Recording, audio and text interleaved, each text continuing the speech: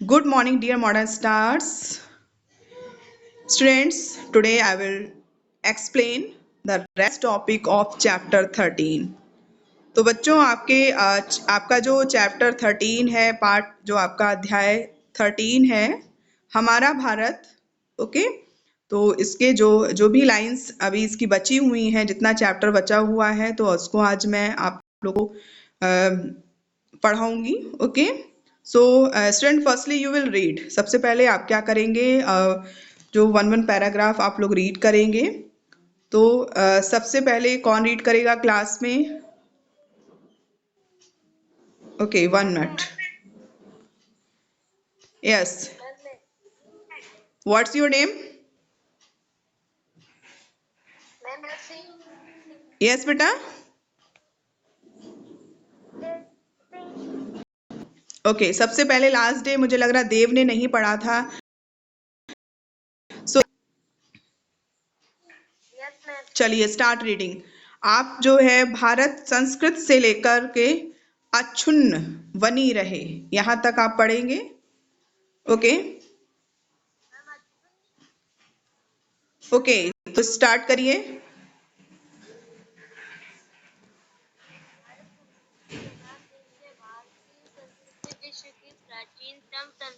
Okay, read loudly. थोड़ा थोड़ा तेज बोलो बेटा, थोड़ा तेज।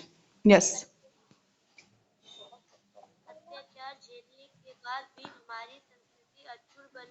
Okay, very good. Okay, Bharat संस्कृति प्रधान देश है। इट मीन्स हमारा जो भारत है, हमारा जो भारतवर्ष है, हमारा जो देश है, वो कैसा है? संस्कृति प्रधान देश है। यहाँ पर जो हमारी जो संस्कृति है, जो हमारी सभ्यता है, वो हमारे देश के लिए मुख्य है। भारतीय संस्कृति विश्व की प्राचीनतम संस्कृति है, यानी कि भारत की जो संस्कृति है, हमारी जो सभ्यता है, ओके, तो वो जो है विश्व की संस्कृति में जो विश्व की संस्कृति है, जो विश्व की सभ्यता है, उसमें ये प्राचीनतम, सबसे प्राचीन जो है संस्कृति है।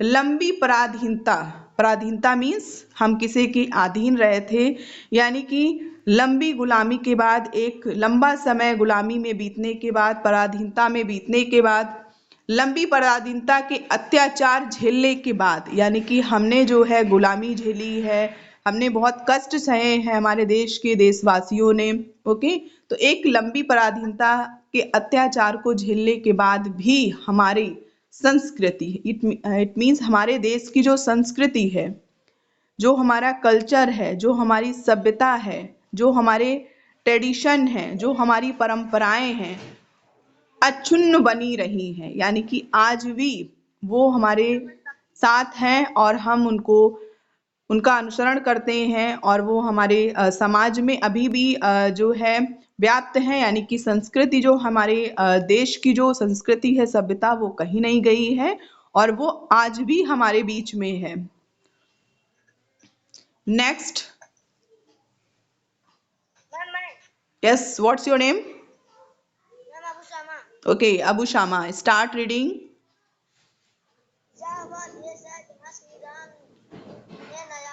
न्यायपूर्ण शासन का आदर्श स्थापित किया था। यहाँ श्री कृष्ण ने गीता के ज्ञान द्वारा कर्म का पाठ पढ़ाया तथा महावीर और महात्मा बुद्ध ने मानव को अहिंसा की शिक्षा दी। भारत के ऋषि मुनियों ने भारत को आदर्श वाक्य दिया, वसुधैव कुटुंबकम। यस, वसुधैव कुटुंबकम। ओके, आगे पढ़िए। अर्थात संसार के एक कुटुंब के समान है। यहाँ यही कारण है कि भारत में हिंदू, मुस्लिम, सिख, ईसाई, पारसी आदि सब मिलकर रहते हैं। बड़े बड़े प्रतापी सम्राट विक्रमादित्य, चंद्रगुप्त मौर्य, अशोक, अकबर, महाराणा प्रताप तथा शिवाजी जैसे वीर और रानी लक्ष्मीबाई, सरदार भगत सिंह, सुखदेव, अशफाक उल्लाह खान, राजगुरु तथा चंद्रशेखर आजाद जैसे महान स्वतंत्रता सेनानी हमारे देश में पैदा हुए हैं। लोकमान्य तिलक, गांधी जी, जवाहरलाल नेहरू जैसे भारत माँ के सपूतों ने अपना सर्वस्व न्यौछावर कर परतंत्रता परतंत्रता परतंत्रता यस स्टॉप लिसन मी बोलिए परतंत्रता परतंत्रता वेरी गुड ओके परतंत्रता की बेड़ियों को पाटकर देश को आजाद कराया। Very good stop reading okay ये वह देश है यानी कि जो हमारा भारतवर्ष है जो हमारा देश है ये वो देश है जहाँ श्री राम ने न्यायपूर्ण शासन का आदर्श स्थापित किया था ओके यानी कि हमारा भारतवर्ष हमारा भारत देश वो देश है जहाँ पर श्री राम ने एक न्यायपूर्ण शासन जो उनका शासन था वो न्यायपूर्ण शासन के रूप में एक आदर्श उनको आदर्श पुरुष भी कहा गया है उनको श्री राम को आदर्श का एक आदर्श को जो है का एक आइडियल एक आदर्श उनको माना गया है कि एक आइकन है वो आदर्श के ठीक है तो शासन का आदर्श स्थापित किया था उन्होंने यहाँ श्री कृष्ण ने गीता के ज्ञान द्वारा इट मीन्स हमारे भारतवर्ष में इस देश में भगवान श्री कृष्ण ने गीता के ज्ञान के द्वारा यानी कि गीता के द्वारा उन्होंने लोगों को कर्म का पाठ पढ़ाया जो आज भी हमारे बीच में है और हम उस गीता से कर्म की प्रधानता को जानते हैं और समझते हैं तो उन्होंने क्या किया था यहाँ श्री कृष्ण ने गीता के ज्ञान द्वारा कर्म का पाठ पढ़ाया था महावीर स्वामी और महात्मा बुद्ध ने मानव को अहिंसा की शिक्षा दी थी अहिंसा मीन्स होता है जिसमें लड़ाई झगड़ा मार काट ये सारी चीजें नहीं होती हैं यानी कि आप हिंसा मत करिए अहिंसा का पालन करिए प्रेम से रहिए भारत के ऋषि मुनियों ने भारत को आदर्श वाक्य दिया जो भारत के ऋषि मुनि थे उन्होंने भारत को एक आदर्श वाक्य दिया था वो था वसुदैव कुटुंबकम इसका मीन्स होता है संसार को कैसे रहना चाहिए एक कुटुंब के समान एक परिवार के समान रहना चाहिए यानी कि संसार एक कुटुंब के समान है ये जो वर्ल्ड है ये दुनिया है ये संसार है ये कैसा है एक परिवार के समान है और हमें एक दूसरे का सम्मान करना चाहिए हमें एक दूसरे की सहायता करना चाहिए और हमें प्रेम से रहना चाहिए यही कारण है कि भारत में हिंदू मुस्लिम सिख ईसाई पारसी आदि सब मिलकर रहते हैं ओके इसीलिए तो हमारे देश को विविधता में एकता कही जाती है क्योंकि यहाँ कई धर्मों के लोग रहते हैं जो अपने विश्वास के अनुसार जो है अलग अलग धर्म के नियमों को मानते हैं और उनका पालन करते हैं लेकिन वो सब कौन है भारतवासी हैं और एक साथ एक समूह में एक समाज में रहते हैं और एक दूसरे के दुख सुख में साथ देते हैं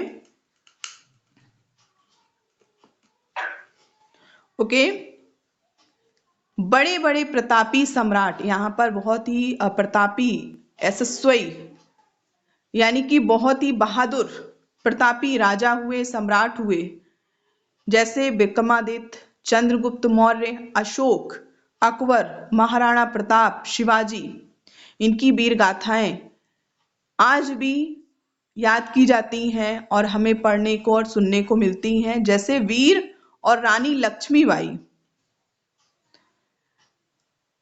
इट मीन्स बड़े बड़े प्रतापी सम्राट हमारे देश में हुए जैसे कि वो सम्राट कौन कौन से थे वो राजा कौन कौन से थे जैसे विक्रमादित्य चंद्रगुप्त मौर्य अशोक अकबर महाराणा प्रताप तथा शिवाजी जैसे वीर और प्रतापी थे और रानी लक्ष्मीबाई तात्या टोपे सरदार भगत सिंह सुखदेव अशफाक उल्ला खां राजगुरु तथा चंद्रशेखर आजाद जैसे महान स्वतंत्रता सेनानी हमारे देश में पैदा हुए और इन्होंने भारतवर्ष को आजाद कराने के लिए बहुत संघर्ष किया जान तक की कुर्बानी दे दी और भारत माँ को जो है गुलामी से आज़ादी की तरफ यानी कि जितना भी संघर्ष, जितना भी कठिन परिश्रम करना था उन्होंने किया।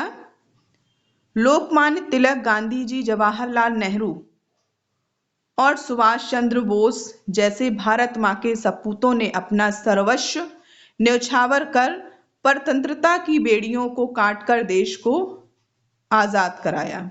ओके, जैसे रानी लक्ष्मीबाई, तात्या टोपे, सरदार भगत सिंह, सुखदेव, अशफाकुल्ला खां, राजगुरु तथा चंद्रशेखर आजाद, ये लोग कौन थे? ये फ्रीडम फाइटर थे, स्वतंत्रता सेनानी थे।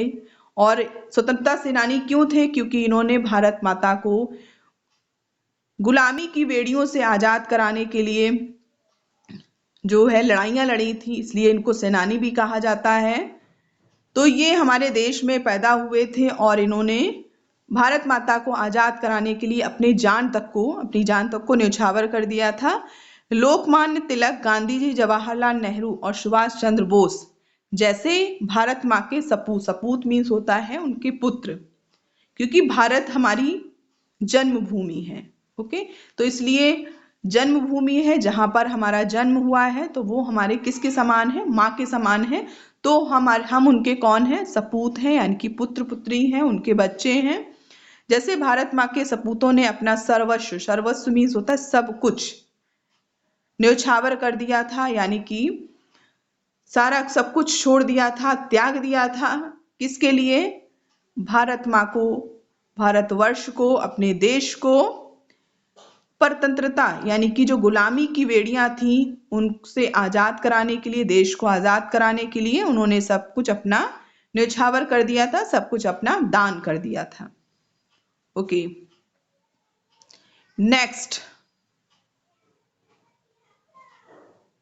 नेक्स्ट और कौन पढ़ेगा? Yes, what's your name? Yes, start. Okay बेटा, स्टार्ट रीडिंग। ओके, चलिए पढ़ना स्टार्ट करिए। पराधीनता बेटा, पराधीनता। के बाद 15 अगस्त 1947 को हमारा देश स्वतंत्र हुआ। 26 जनवरी 1950 को भारत देश की संपूर्ण प्रभुता संपन्न लोकतांत्रिक गणराज्य बना। स्वाधीनता के बाद हमारा देश निरंतर विकास एवं समृद्धि की ओर अग्रसर है बेटा, अग्रसर है।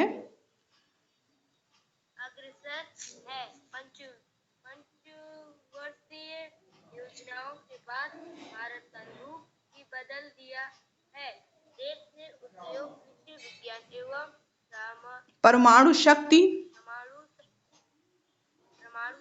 के क्षेत्र में असातित उन्नति की है। अंतरराष्ट्रीय जगत में भारत निरपेक्ष नीति का सूत्रधार एवं पक्षधार रहा है। भारत में अनेक राज्य, नगर, गांव एवं जातियां भिन्न होते हुए भी इनमें एकता है। यहाँ विविधता में एकता है। सबके हितों की कामना करने भारतीयों का उद्देश्य है। हम भारतीय हैं, और हमें अपने महान देश भारत पर गर्व है। Okay, very good. ओके, वर्षों की पराधीनता के बाद 15 अगस्त 1947 को हमारा देश स्वतंत्र हुआ, यानी कि कई सालों की गुलामी के बाद हमारा देश जो है 15 अगस्त 1947 में हमारा देश आजाद हुआ था। लेकिन हमारे यहाँ पर जो कानून प्रणाली थी, जो हमारा शासन जो व्यवस्था थी, वो अभी भी उस कानून का पालन कर रही थी जो ब्रिटिश के द्वारा कानून बनाए गए थे। इसलिए 26 जनवरी 1950 को भारत देश संपूर्ण प्रभुता संपन्न लोकतांत्रिक गणराज्य बना, क्योंकि 26 जनवरी 1950 को हमारा अपना संविधान जो है वो लागू किया गया था, यानी कि अब हमारे देश में हमारे अपने अपना कानून था, कानून व्यवस्था थी, जिसको हमें पालन करना था। तो इसलिए कहा जाता है कि भारत देश अब एक क्या था, संपूर्ण प्रभुता संपन्न लोकतांत्रिक गणराज्य था।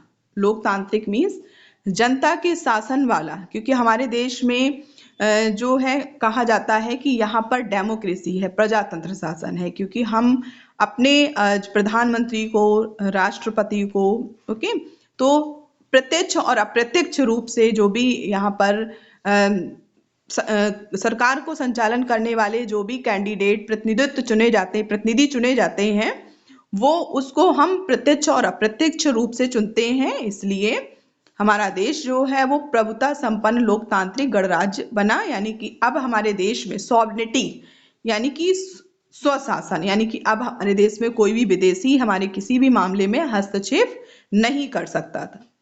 स्वाधीनता के बाद हमारा देश निरंतर विकास एवं समृद्धि की ओर अग्रसर हुआ। स्वतंत्रता होने के बाद हमारा देश जो है विकास के पथ पर चल पड़ा, ओके, विकास की ओर और समृद्धि की ओर आगे बढ़ा। पंचवर्षीय योजनाओं ने भारत का रूप ही बदल दिया। उसके बाद जो है पंचवर्षीय योजनाएं आई और आज भी समय के टाइम पर जो है कुछ ना कुछ नीति आती रहती है हमारे देश की जनता और समाज के विकास के लिए, देश के विकास के लिए। देश ने उद्योग, कृषि, विज्ञान एवं परमाणु शक्ति के क्षेत्र में आशातीत उन्नति की। ओके, जैसी हमको आशा थी कि हमारा देश एक दिन सफलता के शिखर पर पहुंचेगा, तो हमारा देश जो है सफलता के शिखर पर पहुंचा, क्योंकि अंग्रेजों का कहना यह था कि भारतीय देश की शासन को चलाने के योग्य नहीं है, ये लोग विकास नहीं कर सकते हैं। तो इस चीज को हमारे देशवासियों ने इस चीज को सिद्ध किया कि हाँ, हम योग्य हैं और हम अपने देश को एक सफलता की एक ऊंचाई की शिखर पर ले जा सकते हैं। भारत में अनेक राज्य, नगर, गांव एवं जातियां भिन्न भिन्न होते हुए भी, ओके, यस, एक लाइन छूट गई थी बेटा, ओके, अंतरराष्ट्रीय जगत में अगर हम इंटरनेशनल लेवल की बात करते हैं, भारत से बाहर के वर्ल्ड लेवल की बात करते हैं, दुनिया की बात करते हैं, तो अंतरराष्ट्रीय स्तर पर अगर हम बात करते हैं, अंतरराष्ट्रीय जगत में भारत एक गुटनिरपेक्ष नीति का सूत्रधार है एवं पक्षधर है। भारत में अनेक राज्य हैं, नगर हैं, गांव हैं, जातियां हैं, और इन जातियों के, नगर, गांव के भिन्न भिन्न होते हुए भी इनमें क्या है, एकता है, क्योंकि हम सब क्या है, भारतीय हैं।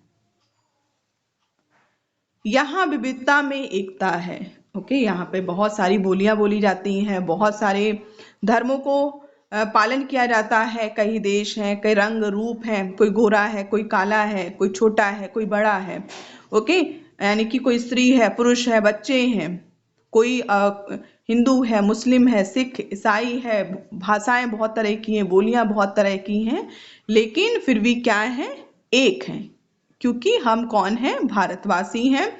क्योंकि हर धर्म, हर चीज से बढ़कर के सबसे ऊपर जो है वो क्या है, हमारा देश है। सबके हितों की कामना करना भारतीयों का उद्देश्य है, यानी कि हम जो भारतीय हैं, सिर्फ हम क्या है, जो है सिर्फ अपने बारे में नहीं सोचते हैं। हमारा जो उद्देश्य है वो क्या है, यानी कि एक समूह, एक राष्ट्र, एक राज्य, एक गांव, एक शहर, एक समुदाय, सबका विकास करना है। हम भारतीय हैं और हमें अपने देश पर, हमें अपने महान देश भारत पर गर्व है, अभिमान है कि मेरा देश महान है। ओके स्टूडेंट्स, सो आपका चैप्टर कंप्लीट हुआ। लास्ट डे आप लोगों ने एक्सरसाइज नंबर 4 आपको एज अ होमवर्क मिला था, गृह कार्य के रूप में मिला था। ओके, तो आज आप लोग हाँ, इसी चैप्टर का ग्रामर पोर्शन जो है, व्याकरण जो है, भाषा ज्ञान, दिए गए शब्दों का प्रत्यय अलग करके लिए, जैसे ऐतिहासिक, इतिहास धन एक, ऐसे ही आपको सांस्कृतिक, कलात्मकता, लोकतांत्रिक, प्राचीनतम, भारतीय, विविधता, गुटनिरपेक्षता को क्या करना है, इसका प्रत्यय अलग करके लिखना है। और नीचे दिए गए वाक्यों को लिंक के अनुसार खाली स्थान पर भरना है। ओके, और इसके बाद देखिए सिर्फ आपको एक्सरसाइज नंबर 1 और 2 कंप्लीट करना है। Okay students, so it's enough for today class. Have a nice day and bye bye and take care yourself. Yes बेटा।